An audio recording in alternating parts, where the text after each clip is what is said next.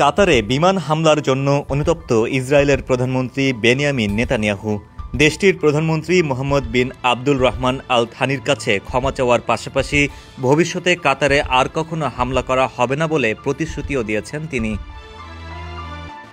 অন্যদিকে কাতারের প্রধানমন্ত্রী মোহাম্মদ বিন আব্দুল রহমান আল থানি নেতানিয়াহুর এ পদক্ষেপকে স্বাগত জানিয়েছেন।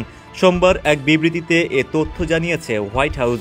সেখানে বলা হয়েছে, প্রেসিডেন্ট ডোনাল্ড ট্রাম্পের সঙ্গে বৈঠকের সময় তার উপস্থিতিতে কাতারের প্রধানমন্ত্রীর সঙ্গে টেলিফোনে কথা হয় নেতানিয়াহুর। সে সময় কাতারে হামলার জন্য ক্ষমা চান নেতানিয়াহু।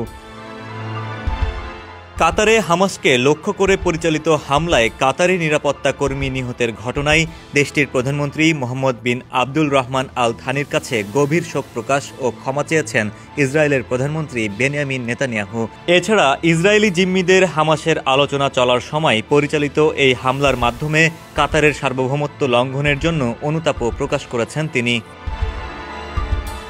কাতারের প্রধানমন্ত্রী আল থানি ইসরায়েলি প্রধানমন্ত্রীর এই পদক্ষেপকে স্বাগত জানিয়েছেন। সেই সঙ্গে বলেছেন, আঞ্চলিক নিরাপত্তা ও স্থিতিশীলতা রক্ষার জন্য অর্থপূর্ণ ভূমিকা রাখতে কাতার সবসময়ই প্রস্তুত। কাতারের পররাষ্ট্র মন্ত্রণালয়ও সোমবার এক বার্তায় টেলিফোনে আল থানি ও নেতানিয়াহুর ফোনালাপের তথ্য নিশ্চিত করেছে। গত ৯ অক্টোবর বিকেলের দিকে কাতারের রাজধানী দোহায় একটি আবাসিক ভবনে বিমান অভিযান পরিচালনা করে ইসরায়েলের প্রতিরক্ষা বাহিনী। খলিল আল হায়া এবং হামাসের অন্যান্য শীর্ষ নেতাদের হত্যার উদ্দেশ্যে এ হামলা চালিয়েছিল আইডিএফ।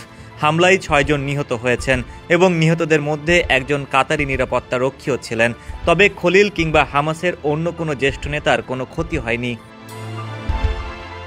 ডেস্ক রিপোর্ট, সমকাল।